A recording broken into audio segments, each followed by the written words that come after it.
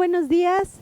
Queremos decirles que estamos muy contentos esta mañana de saber que estamos transmitiendo nuevamente un domingo más juntos como una misma iglesia, aunque sea distantes físicamente, pero en un mismo espíritu. Quiero recordarles que no olviden de compartir este mensaje para que la palabra del Señor se siga dando a conocer y propagando para que más gente pueda saber que Él es el único Dios verdadero y que Él es real. También te recuerdo que está nuestro chat en vivo, nos encantaría poder saludarte. Si tienes alguna petición, puedes ponerla en el chat para estar orando por ti. Y en esta mañana quiero que me acompañes al libro de Primera de Samuel. Vamos a leer el capítulo 2 y voy a leer el versículo número 1. Y dice: Luego Ana oró: mi corazón se alegra en el Señor me ha fortalecido. Ahora tengo una respuesta para mis enemigos. Me alegro porque tú me rescataste. Esta mañana te invito a que nos enfoquemos sobre todo en la parte A, en la primera parte del versículo que dice: mi corazón se alegra en el Señor, Él me ha fortalecido. Esta mañana el Señor nos ha fortalecido. Espero que tu semana haya sido pues a lo mejor un poco cansada, distante con cosas, pero yo te aseguro que la mano del Señor ahí estuvo contigo y viste su fidelidad. Así que gózate con nosotros, que tu corazón se alegre, porque el día de hoy es para alabarle, para gozarnos en Él y bendecir su nombre. Amén. Así que donde te encuentres, yo te invito a que te pongas de pie y vamos a alabarle y bendecirle porque Él ha sido fiel y porque Él nos ha sostenido.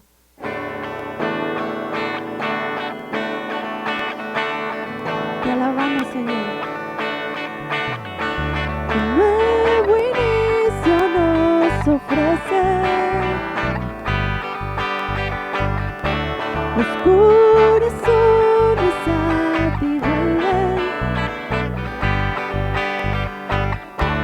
Tu redención es persistente. Constante amor. Constante amor. Me llevarás en tus brazos, Dios.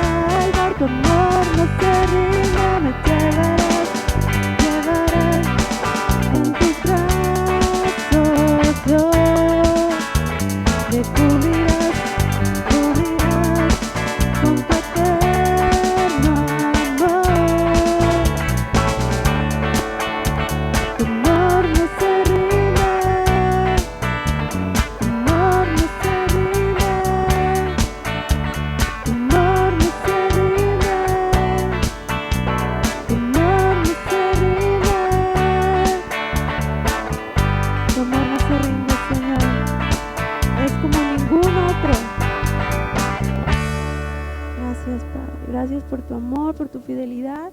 Y sí, sonríe con alguien que tengas al lado de ti y dile, su amor no se rinde por mí, su amor no se rinde por ti.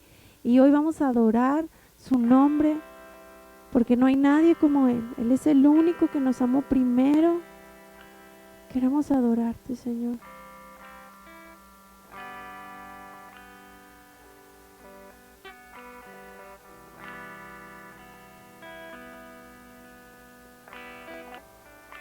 Gracias por tu presencia, Señor.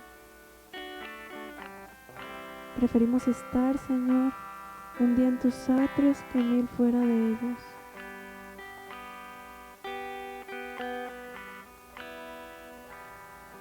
Vivir ante ti, Señor, en tu altar, en tu presencia. Cántale al Señor. Anhelo conocerte más, vivir en santidad, en intimidad contigo. Siempre quiero estar, tu gloria contemplar por la eternidad. Lo único que quiero es adorarte, lo único que quiero es adorarte. Vengo a tus pies para entregar mi corazón. Lo único que quiero es agradarte, lo único que quiero es agradarte. Por siempre cantaré de tu amor.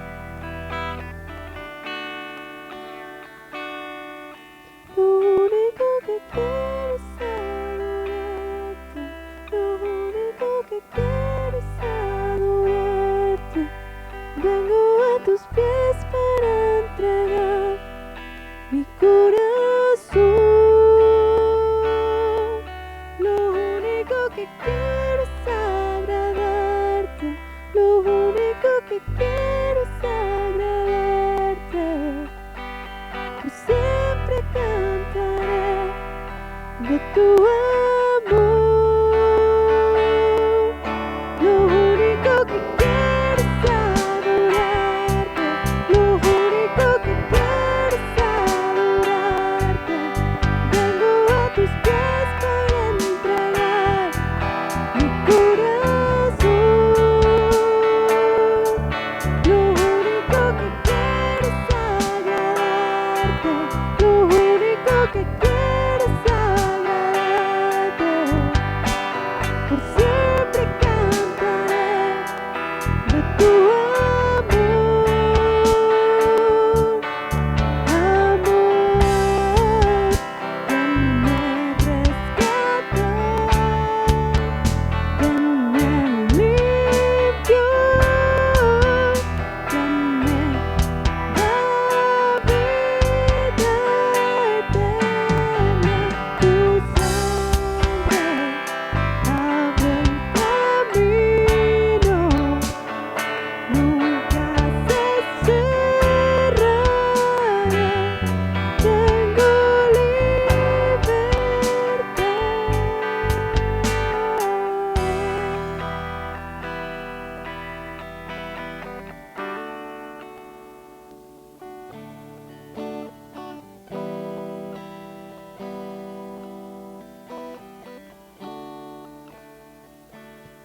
Queremos adorarte, Señor, exaltar tu nombre, proclamar tus maravillas, que nuestro corazón se llene, Señor, de ese gozo, así como Ana oró y su corazón se llenó de alegría. Que nuestro corazón rebose, Señor, de ese gozo que solo tú puedes dar, de esa paz que solamente tú puedes dar, Señor. Te bendecimos en esta mañana, Señor.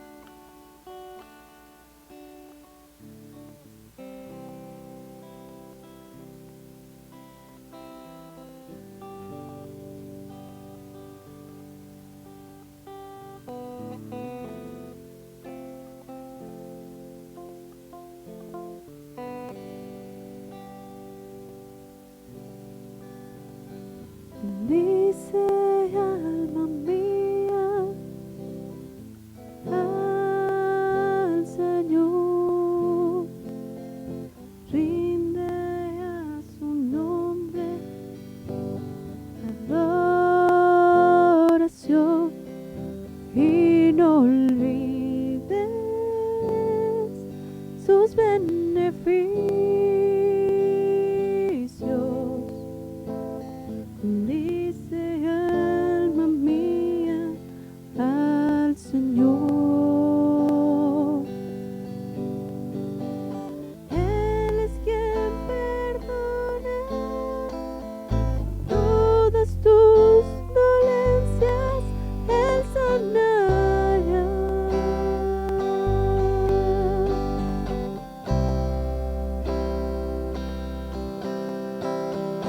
El que te rescata y con sus favores te coronará,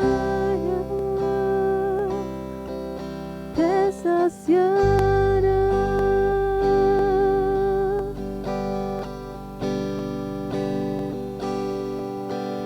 Cantaré de tu amor, a tu nombre siempre daré toda gloria y honor, porque me rescataste, oh Señor. Que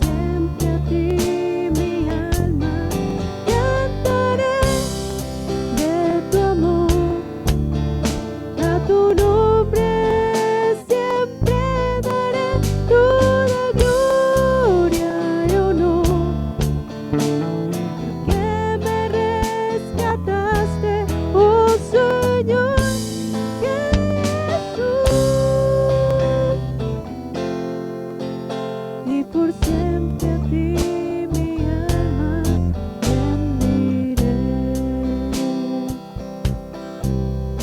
y por siempre a ti mi alma bendiré.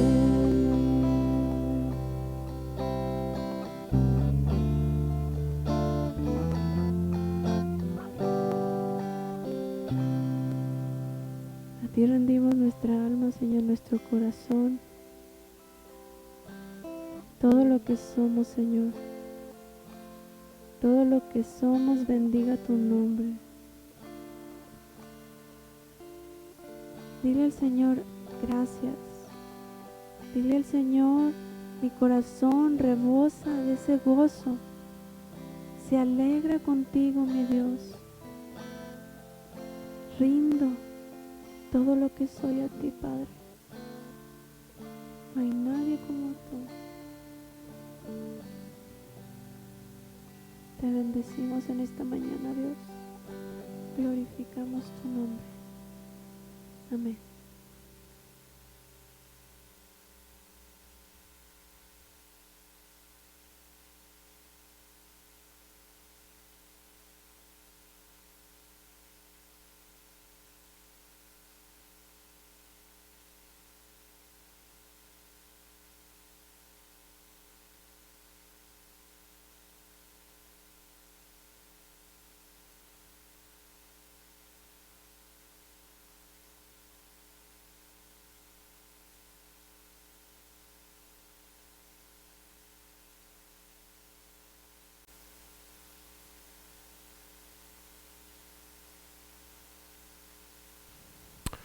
Buenos días, bienvenidos nuevamente a esta su casa, su hogar, Autoridad y Vida Abundante.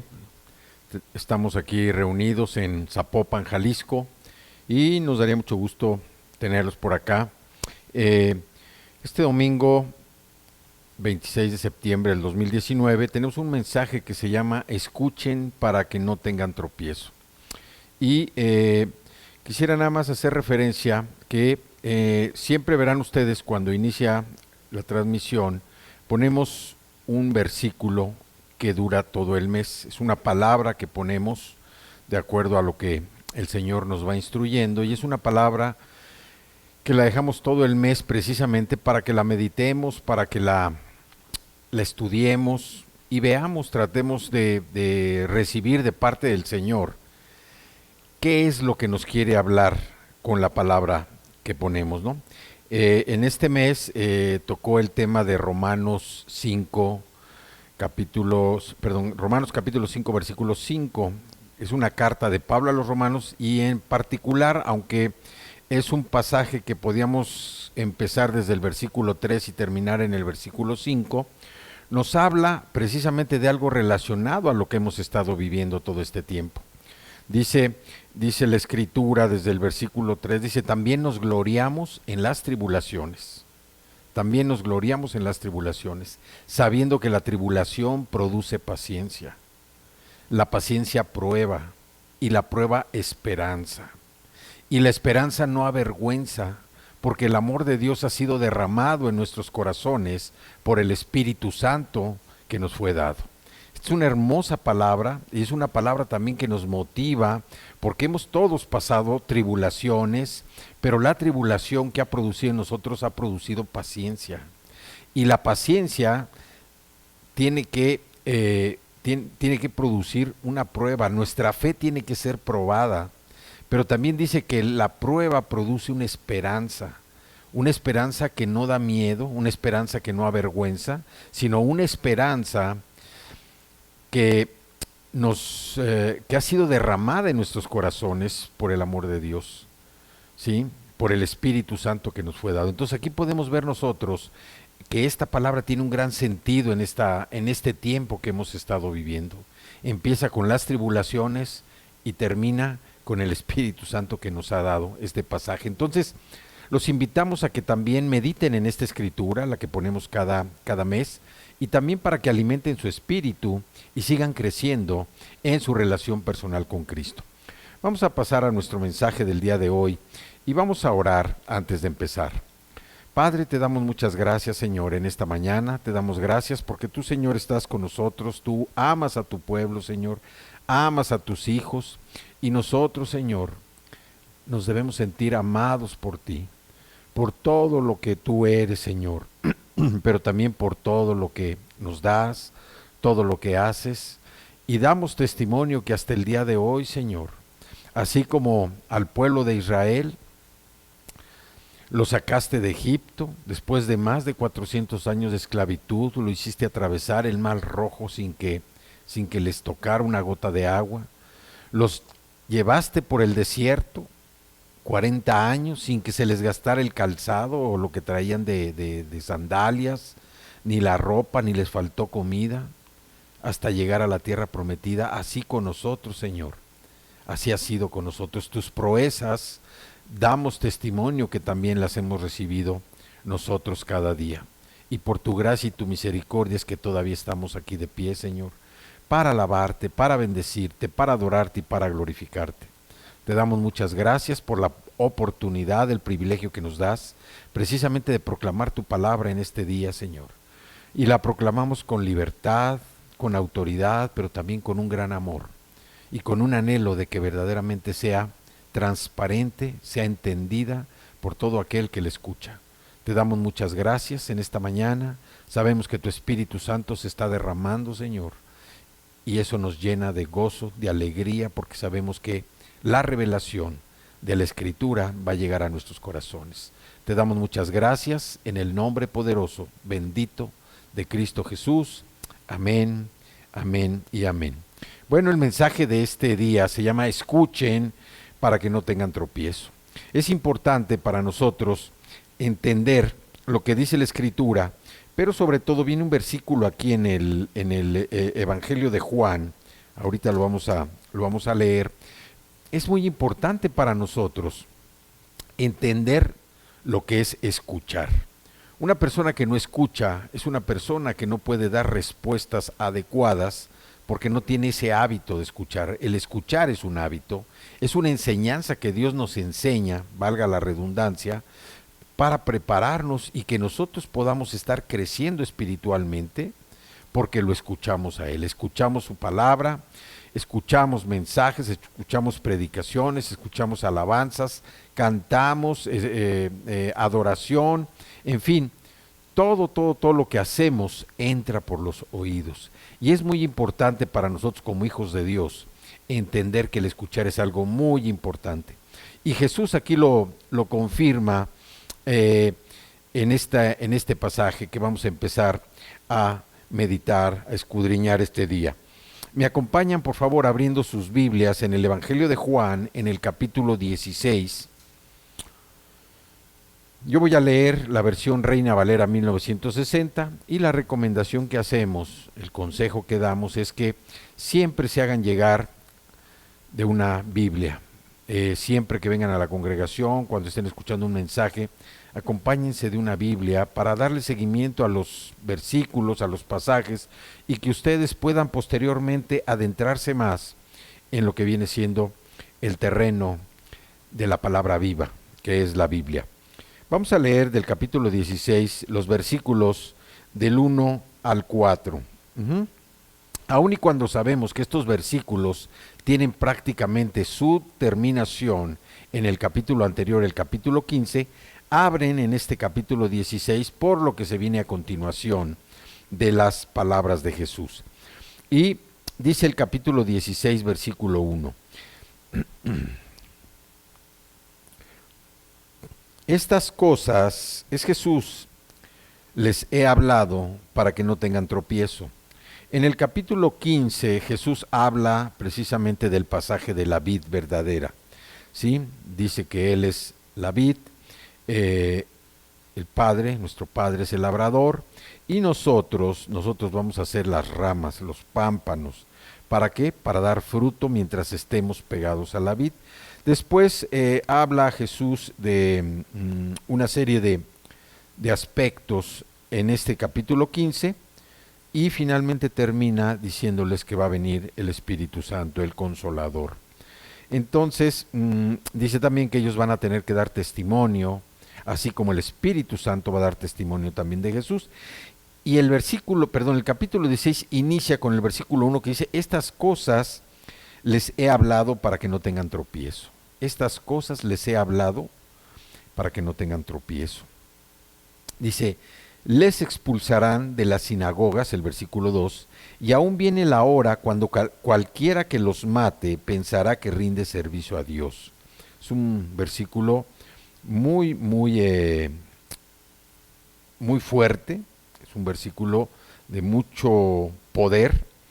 Y el versículo 3 dice, y harán esto porque no conocen al Padre ni a mí. O sea, las personas que intenten o que traten de matarlos pensarán que están rindiendo un servicio a Dios. ¿Por qué? Porque dice Jesús que ni conocen a Dios, no conocen al Padre, no conocen a Dios, ni conocen tampoco a Jesús. Y luego el versículo 4 dice, mas les he dicho estas cosas para que cuando llegue la hora se acuerden de que ya se los había dicho. O sea, Jesús aquí está siendo muy claro con lo que está hablando precisamente a sus discípulos. Primero les dice que todo lo que les ha venido diciendo, ellos ya lo escucharon y deben de tenerlo muy claro, muy en mente. ¿Para qué? Para que no tengan tropiezo. Les dice en el versículo 2, dice, los expulsarán de las sinagogas y aún viene la hora cuando cualquiera que los mate pensará que rinde a Dios. Acompáñenme ahí mismo en el Evangelio de Juan, vamos al capítulo 9, donde vemos lo que sucede precisamente confirmando cuando Jesús dice que esas personas van a tratar de servir a Dios, pero que no conocen a Dios, no conocen al Padre ni tampoco lo conocen a Él. En este capítulo 9, en el versículo 22, este pasaje se refiere precisamente a la sanidad que hace Jesús al darle la vista a un hombre que había nacido ciego. Un hombre que nunca había visto. Jesús hace el milagro de darle la vista. Este hombre va, da testimonio, empieza a dar testimonio del milagro que hizo Jesús, llega a la congregación, a la sinagoga, y los maestros de la ley, los fariseos, no creen, pero sabían que el milagro era tan grande que no podían permitir que esto fuera aceptado por todos, porque pues definitivamente les iba a pegar a ellos en cuanto a su forma de ser, a la forma de controlar a la religiosidad que ellos manifestaban.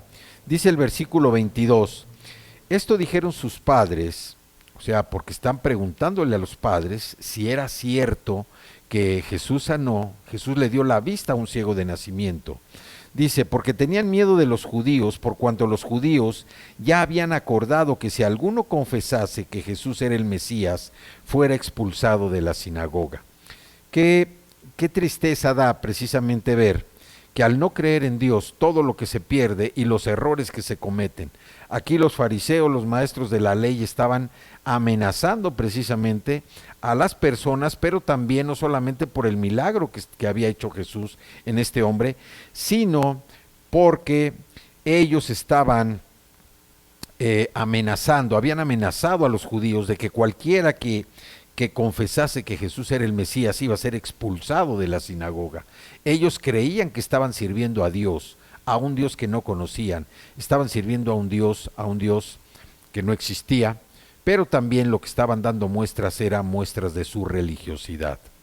Vamos a ver otro ejemplo en Hechos capítulo 7, allá adelantito, precisamente ese libro que sigue después del Evangelio de Juan, en Hechos número 7, y vamos a leer del versículo 57 al 60. Este es un pasaje donde Pablo precisamente está hablando, ese libro de los Hechos fue escrito por Lucas, y aquí lo que nos está explicando es precisamente la muerte del primer mártir cristiano que fue Esteban. Dice el versículo 56, vamos a leer desde el versículo 55. Dice, pero Esteban, lleno del Espíritu Santo, puesto los ojos en el cielo, vio la gloria de Dios y a Jesús que estaba a la diestra de Dios. O sea, a Esteban lo habían sacado, lo habían llevado a las orillas de la ciudad por estar predicando de Jesús. Dice que él estaba lleno del Espíritu Santo, puesto los ojos en el cielo, y vio la gloria de Dios y a Jesús que estaba precisamente a la diestra del Señor. El 56, y dijo, he aquí veo los cielos abiertos y al Hijo del Hombre que está a la diestra de Dios. O sea, estaba confirmando lo que sucedió después de la resurrección, que Jesús estaba precisamente a la diestra del Padre. El 57 dice, entonces ellos dando grandes voces, o sea, toda la multitud que había llevado a Esteban, los que estaban dispuestos a castigarlo, a martirizarlo, dice que dando grandes voces se taparon los oídos y arremetieron a una contra él. El 58, y echándole fuera de la ciudad le apedrearon, y los testigos pusieron sus ropas a los pies de un joven que se llamaba Saulo. Aquí está una parte donde empieza precisamente el testimonio de Saulo, quien después iba a convertirse en Pablo. Y el 59 dice, y apedreaban a Esteban mientras él invocaba y decía, Señor Jesús, recibe mi espíritu. Fíjense nada más qué valor, qué entrega y qué comunión tenía con el Señor, qué involucrado estaba en su amor con Jesús, que a pesar de que estaba siendo apedreado, dice, Señor Jesús, recibe mi espíritu. Y puesto de rodillas, clamó a gran voz, Señor, no les tomes en cuenta este pecado. Y habiendo dicho esto, durmió. Podemos ver aquí el corazón de un hombre, corazón Esteban, un hombre que había sido tocado por la palabra del Señor, un hombre que tenía definitivamente el Espíritu Santo, pero vemos cómo a pesar de que estaba precisamente en su lecho de muerte, estaba viendo y dándole gracias de alguna manera al Señor, pidiendo perdón precisamente para todos sus agresores. Es una muestra tan importante de lo mismo que Jesús hizo en la cruz. Al no responder, al no maldecir, sino al soportar el castigo que iba a sufrir por todos nosotros, y con su derramamiento de sangre iba a traer la salvación. Esteban, un hombre santo, un hombre que había servido precisamente al Evangelio, estaba en el lecho de muerte, estaba siendo apedreado, y en lugar de maldecir, en lugar de pelear, dice que vio los cielos abiertos y vio a Jesús sentado a la diestra del Padre. Pero no solo eso, sino también en el momento clave, en el momento final de su muerte, dice, Señor Jesús, recibe mi espíritu. Y luego le dice al Padre, Señor, no les tomes en cuenta este pecado. Y habiendo dicho esto, durmió. Qué tremendo testimonio tenemos de un hombre que estaba totalmente entregado. Y podemos ver lo que hace Jesús en el corazón de nosotros. Uno de los de las cosas más importantes para nosotros como hijos de Dios, decimos que son, primero, la salvación, reconocer que somos pecadores, arrepentirnos de nuestro pecado, aceptar el perdón de Jesús, aceptarlo como Salvador personal de nuestra vida. Pero también nosotros como hijos de Dios tenemos algunas decisiones que tomar. La primera fue aceptar a Jesús. La segunda, a quién amamos. Nosotros tenemos la decisión de saber a quién amamos. Pero también tenemos que tomar otra gran decisión, que es la decisión de perdonar. Así como este hombre que estaba en el lecho de muerte, a punto de morir, clama al Señor y les dice, no les tomes en cuenta este pecado. Fíjense qué corazón tan grande. Y luego Pablo en Filipenses, más adelante, capítulo 3, y en el versículo 4, también nos da un ejemplo. Pablo está haciendo un resumen, precisamente al estar frente a Agripa. Dice Filipenses 3, y vamos a los versículos del 4 al 6, que dice, aunque yo tengo también de qué confiar en la carne, o sea, Pablo está diciendo que él también, bueno, todavía tenía parte de, como todos nosotros, de su naturaleza. Dice, si alguno piensa que tiene de qué confiar en la carne, yo más. Circuncidado al 8º día, del linaje de Israel, de la tribu de Benjamín, hebreo de hebreos en cuanto a la ley, fariseo, en cuanto a celo, y aquí viene el testimonio de Pablo, perseguidor de la iglesia, en cuanto a la justicia que es en la ley, irreprensible. Vemos cómo Pablo aquí está dando testimonio precisamente de lo que fue su vida y de cómo él estaba también siendo y declarando que era un perseguidor de la iglesia, que también había tomado precisamente parte con toda esta gente que, creyendo servir a un Dios que no conocían, estaban precisamente atentando contra la vida de los cristianos. Y vamos a Hechos capítulo 26. Hechos capítulo 26, y vamos a leer los versículos del 9 al 11. Dice, es precisamente, perdón, aquí es donde Pablo está defendiéndose ante Agripa. No es en Filipenses una carta que escribió después, sino esta de Hechos. Dice el 9, yo ciertamente había creído mi deber hacer muchas cosas contra el nombre de Jesús de Nazaret. O sea, yo ciertamente había creído mi deber hacer muchas cosas contra el nombre de Jesús de Nazaret. Pablo aquí podía entender la animosidad de los líderes judíos contra él, porque apenas unos años atrás él había estado persiguiendo a la iglesia, había compartido su odio atroz en contra del cristianismo. Y por su propia experiencia él sabía también lo que ellos podían sentir hacia él, pensando que lo que hacían era correcto y que con sus actos estaban sirviendo a Dios, a un Dios que no conocían. Claro, se estaban equivocando profundamente al perseguir al mismo Jesús. Por esa razón es tan importante que tengamos nosotros una relación dinámica y cada vez más madura con el Señor, en lugar de meramente desempeñar actos religiosos, porque es la única manera para que nosotros entendamos y comprendamos lo que estamos haciendo, si en verdad agrada a Dios. Pablo era un religioso, perseguía a la iglesia, porque como él dijo aquí, yo había creído mi deber hacer muchas cosas. No tenía una revelación, no tenía una dirección, porque él creía en un Dios que no existía. Él creía en una religión, estaba formado en una religión, y la religión lo que hace es matar la fe, la religión lo que hace es romper la relación con Cristo. Cuando nosotros nos encajonamos en una costumbre, en un rito, nos estamos convirtiendo en personas religiosas. Y Jesús lo que vino a proclamar fue la libertad. Libertad de amor, libertad de perdón, libertad de acción. Es lo que Jesús vino a decir. Entonces Pablo aquí está diciendo precisamente eso. Él se había convertido en una persona religiosa. Dice, lo cual también hice en Jerusalén. Yo encerré en cárceles a muchos de los santos, habiendo recibido poderes de los principales sacerdotes, y cuando los mataron yo di mi voto. Pablo era cómplice de todas aquellas personas que murieron, fue cómplice de los asesinos de todos aquellos cristianos que fueron muertos, precisamente por ese odio atroz que tenía contra el cristianismo. Él creía en un Dios que no existía, en un Dios falso, en un Dios que no era verdadero.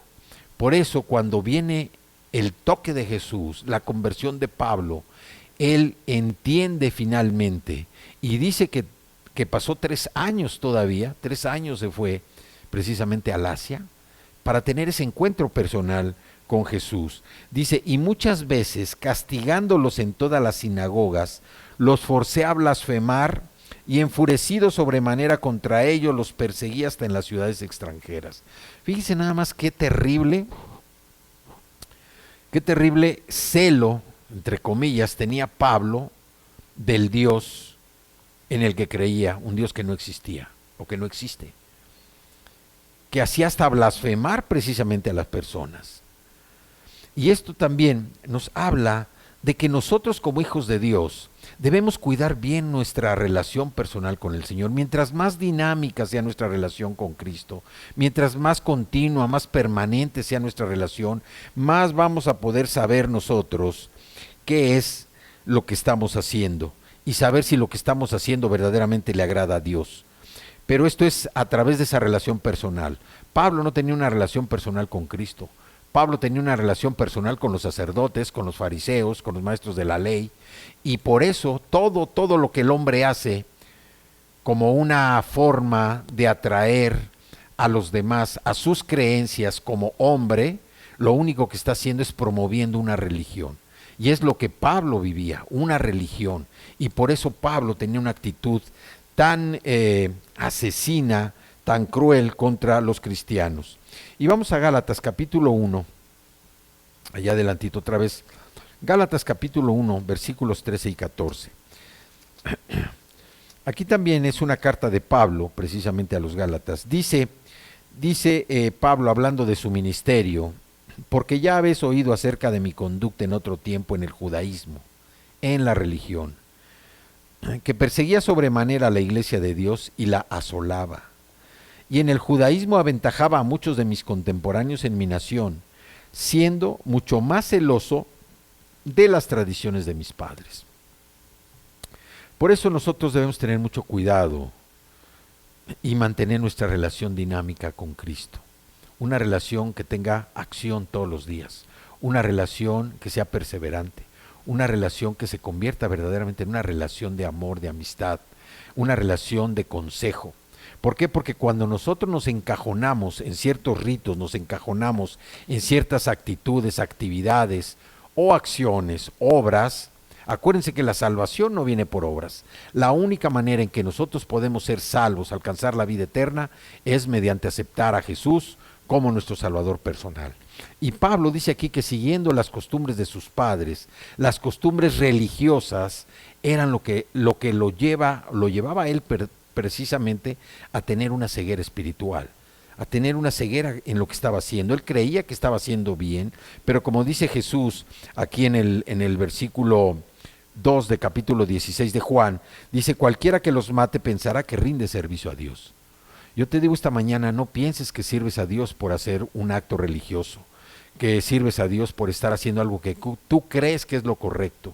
Lo correcto es lo que dice la palabra del Señor. Y para saber lo que dice la palabra del Señor necesitamos tener una relación personal con Jesús. Y a través de esa relación personal con Jesús, mientras más va fructificando, mientras más va madurando, nosotros vamos a escuchar más la dirección y la voz del Señor. Vamos a poder dirigir mejor nuestra vida, nuestra conducta va a ser cambiada, transformada, y nuestra propia vida también va a ser una vida distinta. Acuérdense, como veíamos ahorita en la palabra que decíamos del mes, Romanos 5:5, dice: así como también nos gloriamos en las tribulaciones. Hay que aprender a gloriarse en lo que estamos viviendo. ¿Por qué? Porque es lo que permite el Señor para nuestra enseñanza, para que aprendamos y que nosotros podamos tener esa madurez espiritual. Vamos a leer ahora los versículos del mismo capítulo 16, los versículos 5 y 6. Dice: pero ahora voy al que me envió, y ninguno de ustedes me pregunta: ¿a dónde vas? Antes, porque les he dicho estas cosas, tristeza ha llenado su corazón. ¿Qué vemos aquí? Estamos viendo precisamente lo que Jesús les dice. Ninguno de ustedes me pregunta: ¿a dónde vas? Pedro ya había hecho esa pregunta precisamente en el capítulo 13, pero rápidamente centró su atención en otro tema. Su preocupación más importante había sido con lo que les iba a suceder a ellos, a Pedro y a los demás, y no con el lugar a donde iba Jesús. Dice: pero ahora voy al que me envió y ninguno de ustedes me pregunta: ¿a dónde vas? Los antecedentes de esta declaración los vemos desde los capítulos 13 y 14. Porque Jesús ya había hablado con los discípulos, ya les había dicho de su partida, y ellos estaban tristes, de manera característica, como era Pedro, ¿verdad? Ya quería saber a dónde iba Jesús. Pero Jesús también le responde de una manera muy, muy especial. Acompáñenme a Juan capítulo 13, allá atrásito, y vamos a leer los versículos 13, los versículos del 36 al 38. Dice: le dijo Simón Pedro: Señor, ¿a dónde vas? Y Jesús le respondió: a donde yo voy no me puedes seguir ahora, mas me seguirás después. Le dijo Pedro: Señor, ¿por qué no te puedo seguir ahora? Mi vida pondré por ti. Y Jesús le respondió: ¿tu vida pondrás por mí?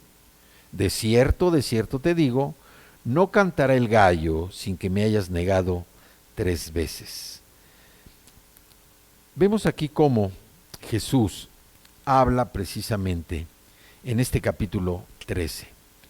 Ahí Jesús es donde lavó los pies a sus discípulos, precisamente en una señal de humildad, no para repetir ese acto como algo, como una ordenanza de estarle lavando los pies a alguien, sino fue una señal de humildad, el mejor ejemplo de humildad que Jesús le pudo dar a los discípulos. ¿Por qué? Porque lavó 24 pies, 24 piezas olorosas, fueron las que lavó Jesús. Y también ahí en ese capítulo 13 habla de la traición de Judas. Y finalmente habla precisamente de la negación de Pedro. Entonces, lo que vemos aquí también es la pregunta de Pedro: ¿por qué no puedo seguirte ahora? Daré mi vida por ti. Y Jesús le dice: mira, Pedro, en lugar de morir por mí, tu bravuconería se va a desvanecer y me vas a negar 3 veces. ¿Sí? Y además esto va a ser rápido, ¿sí? Iba a ocurrir a la mañana siguiente. Entonces, aunque vemos que los discípulos realmente estaban preocupados por las cosas que Jesús les había dicho, Jesús trató de consolarlos también. Y en el capítulo 14 viene también vienen unas palabras de Jesús tan especiales que les dice: no se turbe su corazón. El remedio para la ansiedad es esto: crean en Dios y crean también en mí. En la casa de mi Padre muchas moradas hay. Si así no fuera, yo se los hubiera dicho. Voy pues a preparar lugar para ustedes, y si me voy, les voy a preparar lugar, voy a venir otra vez, y los voy a tomar a mí mismo, para que donde yo estoy, ustedes también estén. Los discípulos, hay que reconocer, estaban muy confundidos.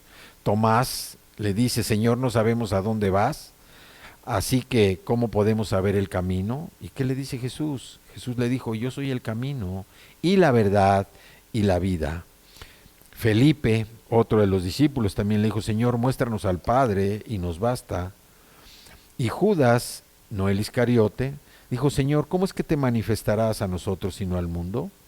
Aquí Jesús obviamente estaba preocupado también por los discípulos, por su bienestar, y él continuó tranquilizándolos precisamente con palabras de consuelo y también con palabras de instrucción. Vemos cómo Tomás no hizo una pregunta específicamente, pero Jesús le respondió: yo soy el camino y la verdad y la vida. Entonces, lo que podemos ver, dice el versículo 6 del capítulo 16, dice: antes, porque les he dicho estas cosas, tristeza ha llenado su corazón. Sin duda, ellos también estaban preocupados por su propio bienestar. ¿Por qué? Porque la experiencia que iban a vivir, a pesar de que Jesús les había prometido el resultado que iba a ser bueno, pues ellos no lo consideraron así, tenían miedo. La idea de la muerte de su Señor era algo terrible y casi impensable para ellos después de todo lo que habían creado en su mente, en su imaginación, de lo que iba a ser su vida con el Mesías. Sin embargo, sabemos que la partida de Jesús fue por su bien. Les digo la verdad porque les conviene que me vaya. El versículo 7 dice: les conviene que yo me vaya, porque si no me fuera, el Consolador no vendría a ustedes, mas si me voy, yo se los enviaré. Entonces, Él ya les había dicho, Jesús ya les había dicho que su partida era para el bien de ellos, porque les iba a preparar un lugar. Y esta vez su promesa de un buen resultado se iba a centrar en una tercera persona, en el Espíritu Santo. Si no me voy, el Consolador, el Espíritu Santo, no va a venir a ustedes, pero si me voy, yo se los voy a enviar. En el plan de Dios, el Espíritu vendría precisamente en plenitud hasta que Jesús terminara su ministerio terrenal. Y aquí vemos cómo Jesús aseguró a sus afligidos apóstoles que la venida del Espíritu Santo era para su bien. Vemos nosotros en estos pasajes lo que la Escritura nos está diciendo. Debemos nosotros tratar de mantener dinámica nuestra relación con Jesús. No debemos nosotros ir dejando que las cosas se vayan muriendo, se vayan apagando. O lo que es peor, Cuando esto sucede, para el ser humano es más fácil siempre seguir un checklist de instrucciones. Al ser humano le cuesta más trabajo pensar, y a todos nosotros nos cuesta trabajo pensar para hacer algo nuevo, para hacer algo diferente. Por eso vemos que tantas personas están rechazando cuando uno les habla del plan de salvación. Cuando uno les habla de Jesús, inmediatamente meten freno y empiezan a dar respuestas a la defensiva. Son personas que, como Pablo, creen en un Dios que no existe, creen en un Dios que no es verdadero, creen en nada. Y lo que sucede es que empiezan a crear en sus propios pensamientos, en su propio corazón, imaginación, ideas que llegan a traducirse en obras que se convierten en costumbres en ritos, y esto lo único que hace es formar una religión, en donde si no cumples con A, pues ya no tienes derecho a B, si no cumples con B no tienes derecho a C, y así sucesivamente. La religión es algo que mata a nuestra fe, la religión es algo que acaba en nuestra relación personal con Jesús. Hay que entender que Jesús vino a traer libertad a los cautivos, y nosotros éramos cautivos del pecado, cautivos de la muerte. Cristo vino a darnos una nueva vida, vino a traer un nuevo nacimiento para nosotros, como dice, y la esperanza no avergüenza, porque ha sido derramada en nuestros corazones por el amor de Dios. ¿Sí? ¿Por medio de quién? Del Espíritu Santo que nos fue dado. Por eso para nosotros es tan importante no caer en la religión, es tan importante no estar viviendo de hábitos religiosos, de costumbres, de ritos, que lo único que hacen es tratar de desbaratar, no solo el que nos alejemos nosotros de Dios, ¿sí?, por cumplir ciertos ritos, sino que nosotros también tratemos de desbaratar la relación personal o de madurar la relación personal que tenemos con Cristo Jesús. Es tan importante para nosotros creer, y como decía Jesús, después de ver tan atribulados, de ver tan afligidos a sus discípulos, que les da el remedio. ¿Cuál es el remedio para la ansiedad? Jesús lo dijo ahí en el capítulo 14, dice: crean en Dios y crean también en mí. Ese es el remedio para la ansiedad, que nosotros podamos creer no en el Dios que ellos creían, en un Dios que no existe, en una religión. Él lo que dice es: crean en Dios y crean también en mí. Es lo que necesitamos nosotros, creer en Dios, en el Dios vivo y verdadero, en el Dios viviente, en el Dios de la palabra, en Cristo Jesús, nuestro Salvador, el Señor de nuestra vida. Hay que entender que nosotros ya le entregamos nuestra vida a Él cuando hicimos nuestra declaración, cuando dimos nuestro compromiso precisamente para entregarle nuestra vida. Jesús es el camino al Padre, es el único camino al Padre. Hay un dicho popular que dice que todos los caminos conducen a Dios. Eso es una mentira, no viene en la Escritura. El único camino que conduce a Dios es Jesucristo, Jesucristo Salvador. Si tú no has aceptado a Jesús en tu corazón como tu Salvador personal, como el Señor de tu vida, yo te invito a que lo hagas en este momento. Te invito a que reconozcas que eres un pecador como todos nosotros, que éramos pecadores y seguimos siendo pecadores. Que reconozcas tu pecado, que te arrepientas de tu vida pasada, de todo lo malo que hiciste en el pasado, que te arrepientas, que veas la necesidad de tener un Salvador. Y ese Salvador, el único Salvador es Jesús. Que acudas a Jesús, que te arrepientas delante de Él, que pidas perdón por tu vida pasada, que aceptes su perdón, porque Él te perdona. Acepta su perdón, un perdón celestial, porque han sido perdonados tus pecados, los pasados, los presentes y los futuros, y que lo aceptes como tu Señor Salvador, como el Salvador personal de tu vida y el Señor de tu vida. Entrégale tu corazón, entrégale tu vida en este momento, y dale gracias porque tu nombre ha quedado escrito en el libro de la vida del Cordero ahí en el cielo. Y eso que se escribió, tu nombre que se escribió, nadie lo puede borrar. Nadie lo puede borrar. Esa es la gracia. la gracia que Dios ha traído para todos nosotros. El Espíritu Santo viene a morar en tu corazón y tu vida va a empezar a cambiar. Aunque tú no hagas nada, el Espíritu Santo trabajando en tu corazón pronto va a empezar a manifestarse, porque Cristo es el Salvador. Cristo vino a darte una nueva vida. Él es el que perdona, sana todas tus dolencias y Él las va a sanar. Sana tu corazón, las heridas que hay en tu corazón Él las sana, porque es Cristo, porque esa es su función. Él es Jesús.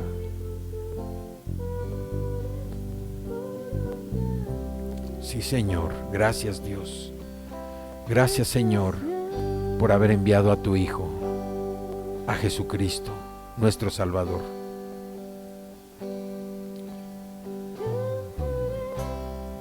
Sí, Señor, cantamos de tu amor, Padre. Gracias, Jesús.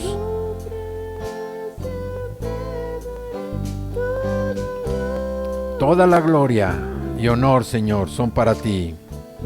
Sí, Padre, toda la gloria y honor.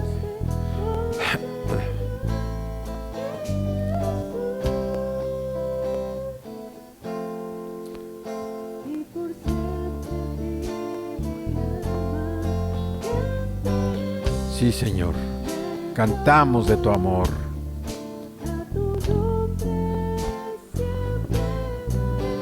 Toda gloria y honor, Señor. Oh,